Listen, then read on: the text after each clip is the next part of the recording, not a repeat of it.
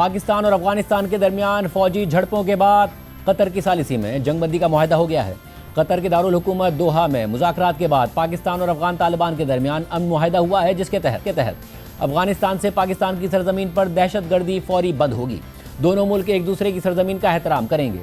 مذاکرات میں یہ بھی طے پایا ہے کہ ہفتے کو استنبول میں دوبارہ مذاکرات ہوں گے۔ ذرائع کے مطابق مذاکرات کا پہلا دور قطری انٹیلیجنس چیف عبداللہ بن محمد الخلیفہ کی میزبانی میں ہوا۔ پاکستانی وفد کی قیادت وزیر دفاع خواجہ آصف نے کی، جبکہ D G I S I اور مشیر قومی سلامتی لیفٹیننٹ جنرل عاصم ملک سمیت اعلیٰ سیکورٹی حکام بھی ان کے ہمراہ تھے۔ افغان وفد کی سربراہی افغانستان کے وزیر دفاع ملا محمد یعقوب نے کی۔ یہ معاہدہ قطر اور ترکی کی مشترکہ ثالثی میں طے پایا ہے، جس کے بعد ایک بیان میں قطری وزارت خارجہ نے کہا ہے کہ پاکستان اور افغانستان کے درمیان مذاکرات کا ایک دور دوحہ میں منعقد ہوا، جس میں ریاست قطر اور جمہوریہ ترکیہ نے ثالث کا کردار ادا کیا۔ ان مذاکرات کے دوران دونوں فریق اس بات پر متفق فوری طور پر جنگ بندی کی جائے اور دونوں ممالک کے درمیان پائیدار امن اور استحکام کو مضبوط بنانے کے لیے ایک طریقہ کار بنایا جائے۔ دونوں فریقوں نے یہ بھی طے کیا کہ آنے والے دنوں میں مزید ملاقاتیں کی جائیں گی تاکہ جنگ بندی کے تسلسل کو یقینی بنایا جا سکے اور اس پر عمل درآمد کو قابل بھروسہ اور دیر پا طریقے سے پرکھا جا سکے تاکہ دونوں ممالک میں امن اور استحکام کے قیام میں مدد ملے۔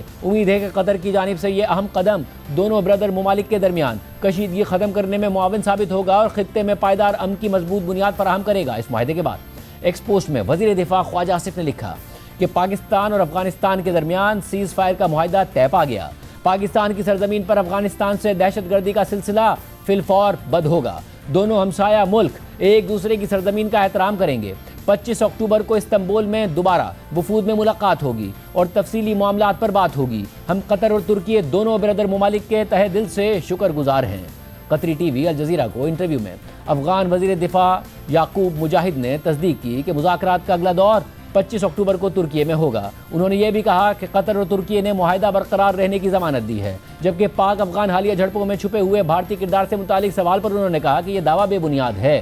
قطر، ترکی، سعودی عرب اور چین نے پاک افغان جنگ بندی کے معاہدے کا خیر مقدم کیا ہے، جبکہ اگلے 24 سے 48 گھنٹوں میں پاک افغان سرحد بھی کھلنے کا امکان ہے۔ سفارتی ذرائع کے مطابق دونوں ممالک کے حکام نے سرحد کھولنے پر اتفاق کر لیا ہے۔ اگر کوئی اور تنازعہ نہ ہوا تو سرحد کھول دی جائے گی۔ بلوچستان میں چمن اور خیبر پختونخوا میں غلام خان اور انگور اڈہ بارڈر آج 9 روز بھی بند ہیں۔ تجارت اور پیدل آمد و رفت معطل ہے۔